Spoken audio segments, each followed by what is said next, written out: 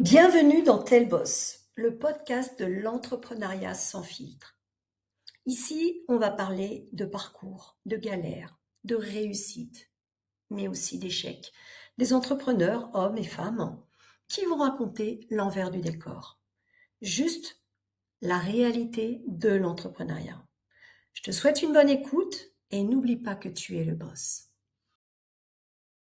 Bonjour Florence.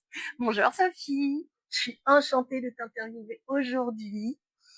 Alors, je vais te laisser te présenter et me dire ce que tu fais toi aujourd'hui. Oui, alors moi c'est Florence Oliver et aujourd'hui je suis énergéticienne et sonothérapeute. Je suis thérapeute et je travaille aussi bien avec les particuliers qu'avec les professionnels. Alors, pour ceux qui connaissent pas, parce que moi je connais la sonothérapie, tu peux me dire ce que c'est?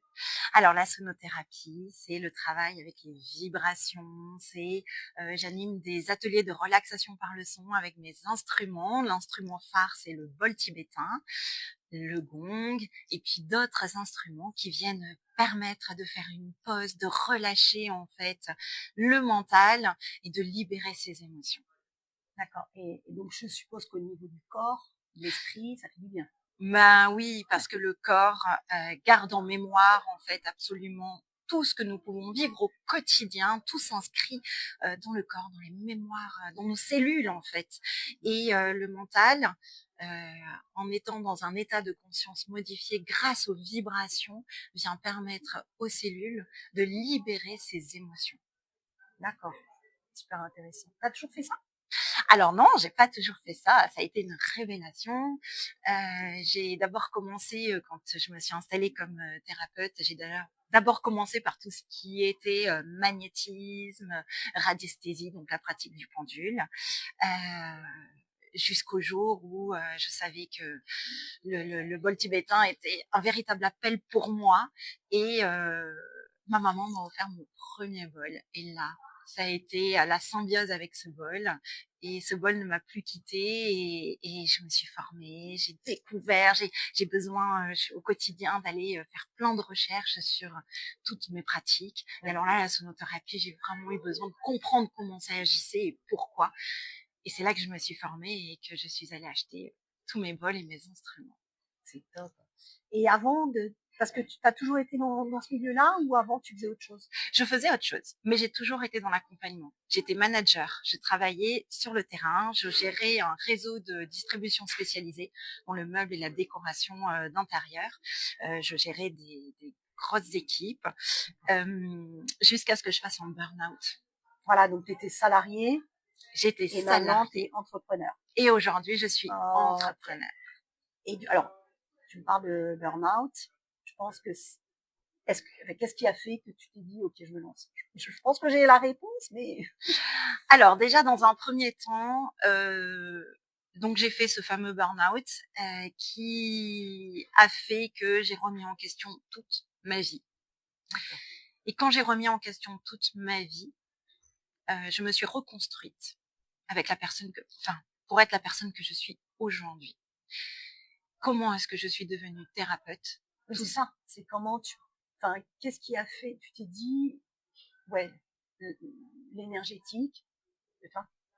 J'ai toujours baigné dedans en fait, dès mon D'accord. enfance. Mon papa était magnétiseur, il le faisait en off juste avec nous et puis il ne communiquait même pas en fait dessus. Il nous disait pas je suis en train de poser mes mains pour te soigner, il le faisait juste avec son amour. Ma grand-mère, ma maman aussi, C'est famille. voilà, Ah, c'est je savais très, pas très, ça. tout à Ah, fait, tout d'accord. à fait. Mais c'est quelque chose que je n'avais pas ouvert et je ne voulais pas l'ouvrir. Et donc, du coup, qu'est-ce qui a fait que tu l'as ouvert? Et c'est surtout que de salarié, tu es devenu entrepreneur. En fait, mon papa est tombé grièvement malade. Il est rentré en réanimation de façon très soudaine. Et lorsqu'il était dans ce bloc de réanimation pendant 3 mois, en fait, je lui tenais la main. Et là, pour la première fois de ma vie, j'ai senti son énergie. Je lui tenais la main et je sentais sa main vibrer dans mes mains. Et là, je me suis dit, waouh, mais il y a quelque chose qui se passe. Et là, j'ai touché les mains de tout mon entourage, j'ai voulu comprendre. Et j'ai vu que je sentais l'énergie de tout le monde. Et là, il m'a transmis. Il m'a fait un cadeau fabuleux. Il me l'a transmis et au bout de ces 3 mois, il est parti. il est décédé. Quand il est parti, ça a été la révélation finalement. Dans ma souffrance, dans ce moment qui a été super dur, ben, j'ai su en fait quelle était ma voie. D'accord.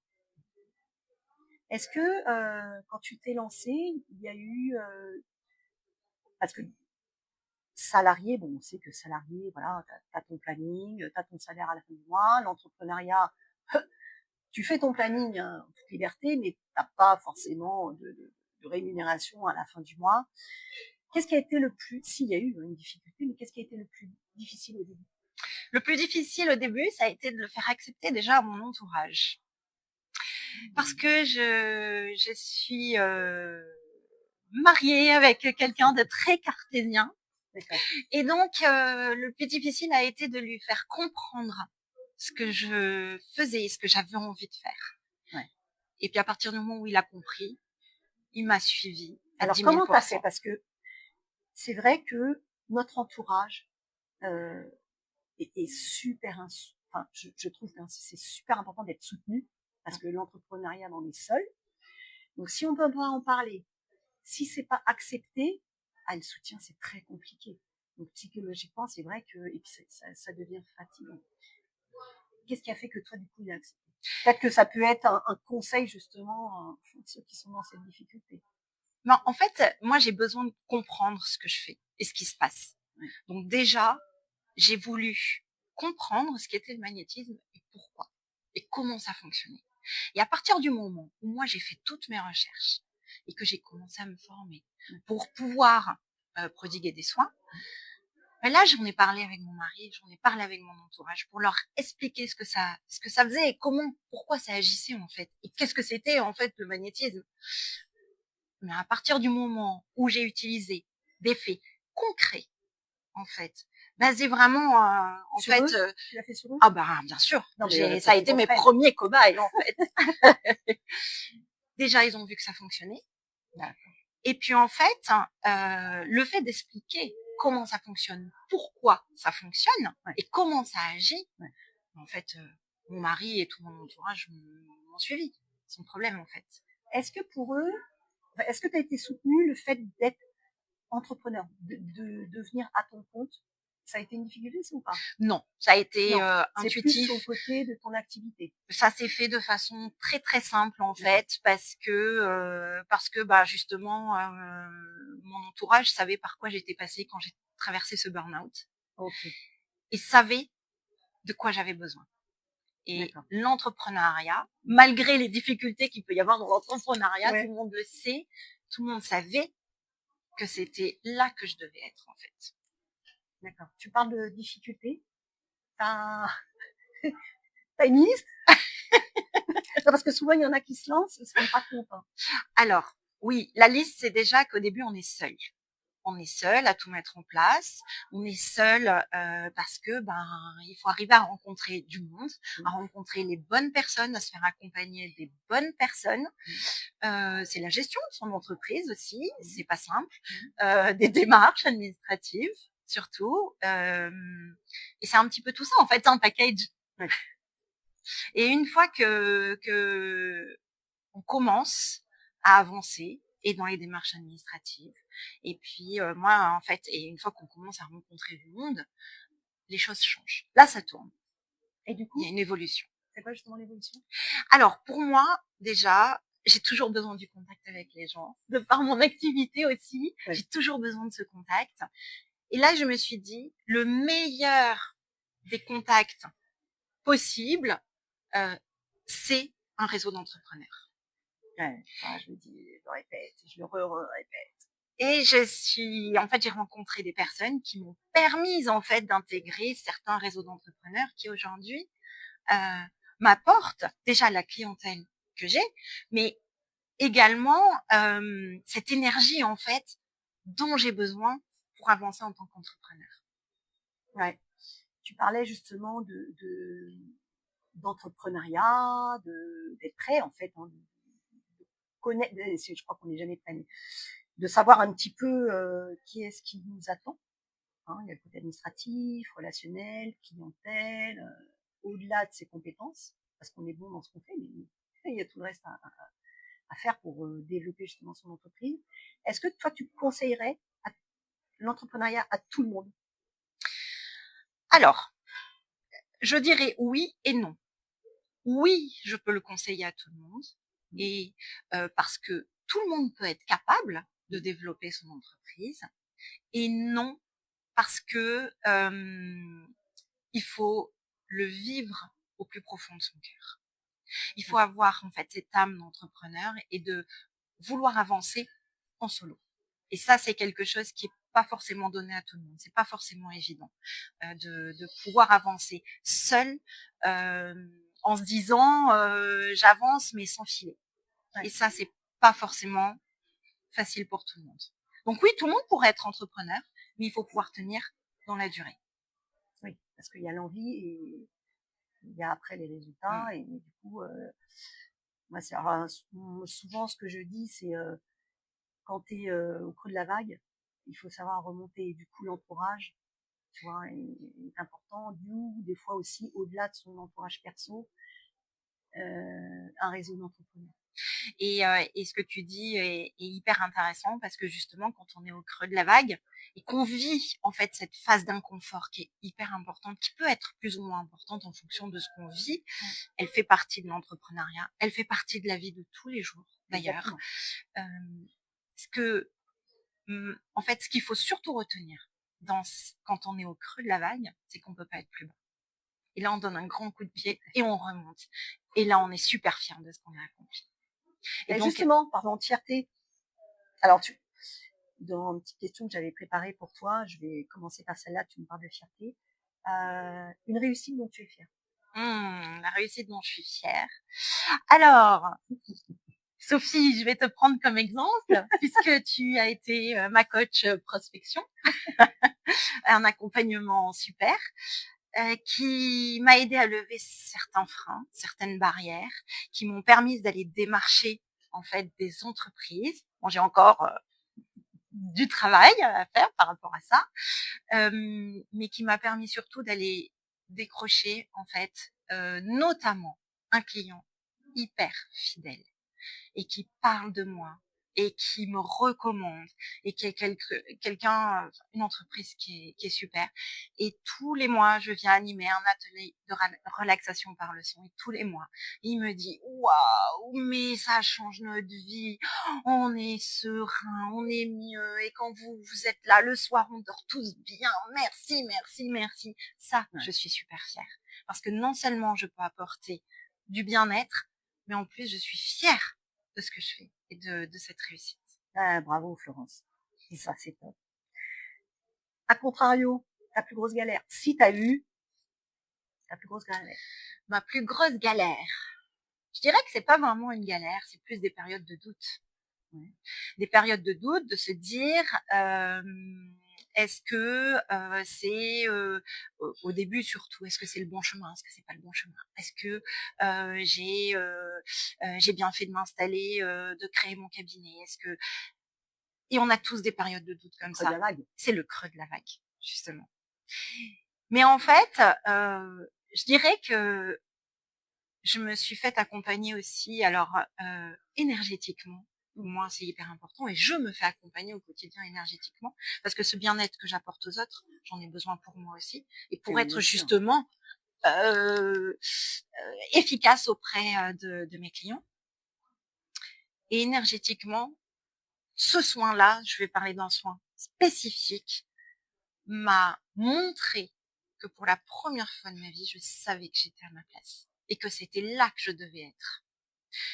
Donc oui, des périodes de doute, mais qui derrière en fait ont été justement effacées, balayées pour encore mieux avancer. Donc ça en fait c'est, alors moi je parle pas d'échec, hein. Ça t'a appris justement que tu étais alignée, que tu étais à ta place et que du coup tu as pu développer. Ça m'a appris que j'étais alignée, que j'étais à ma place, que j'étais totalement sur mon chemin. C'était exactement ça que je devais faire. Ce que ça m'a appris aussi, c'est que je devais avoir confiance en moi. Et que je devais garder cette confiance, et que j'ai toujours avoir à l'esprit, en fait, que je suis capable de faire ce que je fais aujourd'hui. Ouais, parce que c'est vrai que entrepreneuriat, on va parler toujours des réussites, ouais, c'est top, enfin, tu vois, toujours le côté positif. Sauf que quand il y a des échecs, ça, j'aime pas trop le mot échec, mais une erreur, enfin bon, peu importe, tu vois, c'est toujours, il y a toujours du positif. Tu vois, tu tombes, tu ramasses un truc et tu t'en sers pour avancer. Enfin, moi, tu vois, c'est ma vision de vie, perso pro, hein. Voilà, tu ramasses quelque chose et tu avances. Et en fait, il faut que ça t'apprenne. Donc, effectivement, tu vois, les moments de creux, de vagues où justement, moi j'ai eu, c'est pas quand j'ai été voir d'ailleurs, un petit soin énergétique exceptionnel, je vous le dis. Mais j'ai eu un moment, il a fallu que je fasse une pause, tu vois, parce que j'avais besoin de réfléchir, j'avais besoin de mettre sur papier, enfin, j'avais besoin de me ressourcer, tu vois, pour justement pouvoir mieux rebondir et faire des changements. Ça fait combien de temps que tu t'es lancée? Ça fait 3 ans. 3 ans. Et du coup, entre il y a 3 ans et aujourd'hui, mais je suis plus la même. Ouais. Je suis plus la même. Qu'est-ce qui a changé alors? Alors, ce qui a changé, c'est que aujourd'hui, je sais en fait comment je veux avancer. Je sais surtout que la positivité est le maître mot de notre vie. Alors oui, je passe moi aussi par des périodes qui sont pas forcément simples, mais ce qu'il faut retenir, c'est que la négativité attire la négativité. La positivité attire la positivité. Exactement. Et là, ça, c'est tout simplement, qu'est-ce que c'est? C'est de l'énergie, en fait. Tout simplement, c'est ça. D'accord avec toi. Donc, à partir du moment où on traverse une période difficile, si on s'enferre dans cette négativité qu'on vient pas ramasser pour avancer, comme tu le dis, eh bien, on peut pas rebondir. Par contre, si, dans ce moment négatif, on se dit toujours, mais derrière, il y a le cadeau et on va y arriver, eh bien, derrière, le positif va arriver parce qu'on crée énergétiquement notre moi du futur, en fait. Moi, ce que je dis toujours, quand on est dans l'entrepreneuriat, garde toujours ton pourquoi en tête. Parce que quand justement tu es dans le creux de la vague, le pourquoi, il va te faire remonter. Bien sûr. Tu vois, le pourquoi, c'est un peu le rêve, en fait. C'est le... Voilà. Est-ce que il y a une phrase que tu aurais aimé entendre au début? La phrase que j'aurais aimé entendre au début, c'est peut-être « Sois patiente, les clients vont arriver. » Et que Rome ne s'est pas fait en un jour. Oui. J'allais te le dire qu'on est toujours...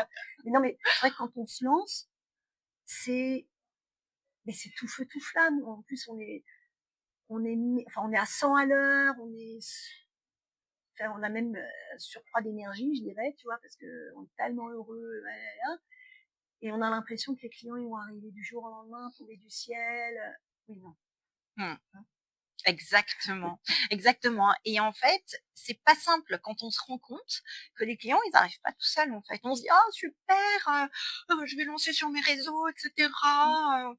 Mais en fait, quand on se rend compte qu'ils arrivent pas tout seuls, les clients, là, on tombe un peu de haut, et c'est là qu'on va construire, en fait, notre réussite, justement. Mais ça, je trouve que c'est dommage qu'on puisse pas avoir cette petite précision au départ, même si inconsciemment on le sait, en fait. Oui, mais souvent, il vaut mieux l'entendre pour être prêt et pour préparer les choses peut-être en amont, la recherche de clients peut-être en amont, pour se lancer, s'immatriculer avec déjà un ou deux clients. Tu vois, tout à fait. Psychologiquement, c'est pas la même que si tu t'immatricules et après tu vas chercher tes clients. Tout à fait, je suis d'accord, complètement. Est-ce que tu as un conseil à donner? Le conseil à donner, c'est de toujours garder son objectif en tête. Donc le pourquoi dont tu parlais, son objectif, il est toujours important. Et de faire évoluer cet objectif. Parce qu'en fait, quand on atteint notre objectif, eh bien toujours aller viser plus haut. Et chaque fois qu'on va aller viser plus haut, en fait, on va refaire le point de ce qu'on vient d'accomplir. Et tout ce qu'on vient d'accomplir, c'est la réussite qui va nous permettre d'aller de plus en plus haut. Et de faire évoluer. de faire évoluer l'entreprise, mais nous, parce que entrepreneur, on est une personne avant tout. Et c'est d'évoluer, nous, personnellement, pour faire évoluer notre entreprise. Donc, toujours garder notre objectif en tête. Ouais. Merci Flo pour cette petite précision que je dis et que je répète tout le temps. Aujourd'hui, est-ce que tu peux dire ouais, je suis la boss? Ah oui, je suis la boss. Je peux le dire, je suis la boss. Ouais, génial, Flo. En tout cas, merci beaucoup Florence pour l'interview. Merci. Un réel plaisir. Merci à toi, Sophie. À bientôt. À très bientôt. Merci d'avoir écouté cet épisode. Abonne-toi pour n'en manquer aucun. Laisse un avis si tu as aimé et le top du top, partage-le. On se retrouve très vite pour un nouveau parcours d'entrepreneur et d'ici là, n'oublie pas que tu es le boss.